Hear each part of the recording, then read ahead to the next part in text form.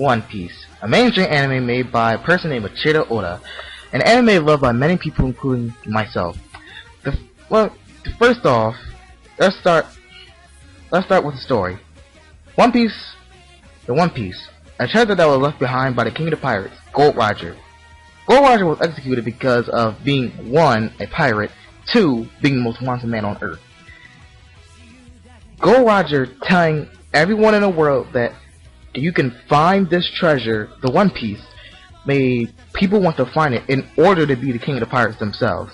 This leads up to our protagonist, Monkey D. Luffy, a boy who one day eats a mysterious fruit named the Gum Gum fruit. This fruit grants Luffy the ability to be made of rubber. What really gets Luffy to be a pirate is that his friend, his friend, what I could say, a person named Shanks, who is another one of the most wanted men on Earth. Shanks and 4 other people in the world are called the 4 Emperors. They are what I think are rulers of the second half of the Grand Line. Just the second half of the Grand Line, which is named New World. Back to Luffy. When Shanks leaves to go back out to sea, Shanks gives Luffy a straw hat that Luffy now wears and guards like it's a part of him. Luffy also has 2 brothers named Portuguese D. Ace, or just Ace, and a second brother named Sabo. Let's talk about Sabo. He's dead, what everyone thinks. Now Ace. Everyone knows about Ace. Ace is known as Fire Fist Ace. Ace is also a pirate who sailed the sea with an old man named Whitebeard, who was, let me put an emphasis on was one of the 4 emperors until he died. Yeah. At age 17, Ace leaves the island that him and Luffy lived on so he could become a pirate. And that's exactly what he did. At age 17, Luffy then leaves the island that they lived on. On Luffy's quest to be king of pirates, he said that he wanted about 10 people on his crew.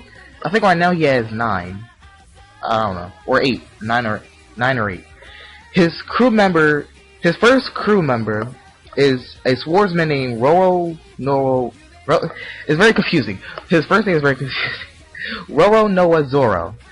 This guy is a serious person who wants to be the world's strongest swordsman, but he can't do that unless he can at least beat one of the 7 warlords named Hawkeye or Mihawk or something like that.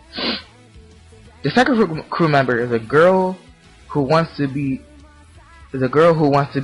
a great navigator and wants to be a master navigator and wants to draw the map of the entire world. This is Dami. She's basically the fan service of this series. And man, do I love it. And I'm not alone on this, I know this. Next is Usopp. Usopp is actually the son of someone who's on Shanks' crew, the person who gave Luffy a straw hat. Usopp's name literally means liar. That's what Usopp's name means, which is what Usopp actually is. He's a liar. Usopp he's a liar.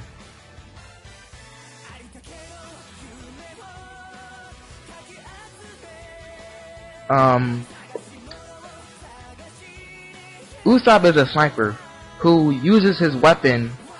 His weapon is a slingshot. He also fixes up their first ship, but he can't do that. Next is Sanji, a cook who wants to sail to a sea, I think it's a sea called the All Blue. Sanji can't control himself when he's around women, and he can't think of nothing else except what they look like in their beauty.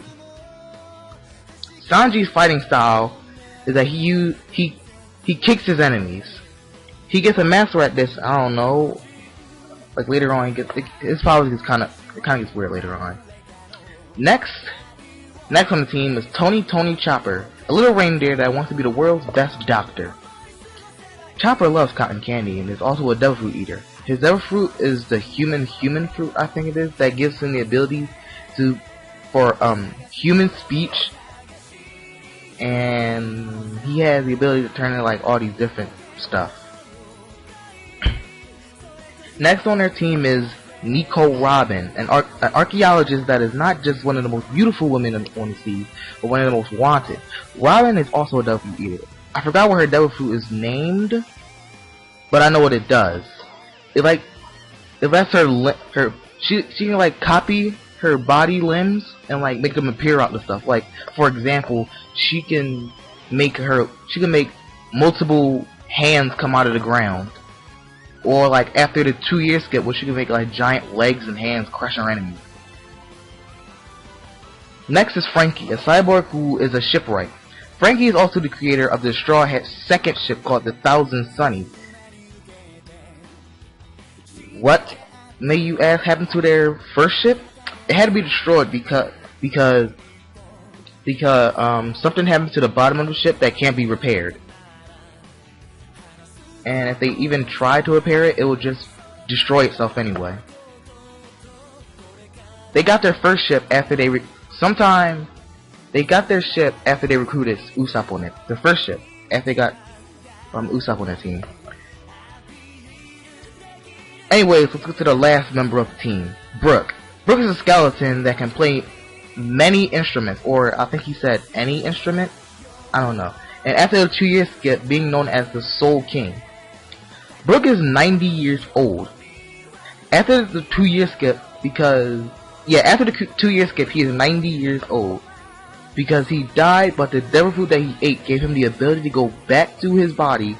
But when he came back to his body, it was already just bones. But when he came, there are actually 2 people who were supposed to be on the team, but didn't. They declined it. First is Vivi, a young girl around Nami's age. To me, she kind of looks like Nami as well, just with like blue hair. She rules the Alabasta Kingdom with her father. It's a sandy island that lacks water, but it's not lacking water anymore because, the Straw Hats did. Mainly Luffy. She declined wanting to be on the crew because I think she said something about staying with their kingdom and take caring of it. But I think the next time the Straw Hats come back to the Alabasta Kingdom, if they do, she most likely would go with them on their adventures. The next person who would have been with Straw Hats is Jinbei. Jinbei also declined it because he said something about staying on Fishman Island or doing something. I really forgot. Anyways, One Piece contains a lot of funny moments and romantic moments, even some sad moments, even some very, very serious moments, which makes the Water 7 arc and the Annie's Lobby arc, basically both of them, my favorite. I love those arcs. The music is fantastic. I love all the opening. I love all the background music. I like the ending themes. The background music really knows how to set the mood and be there. The visuals are great. If you look at the first episode and the first opening, and then look at the last opening and the last episode, you will be astounded because the creators of this anime did an amazing job, and I love it. The story is great, and the creator knows how to put a great perspective on it. He knows how to let people get it, and he knows how to let the characters get enough time for themselves for you to understand who they are. So that's the episode. I hope you all enjoyed it. So I will see you all next time with the next anime review. Later.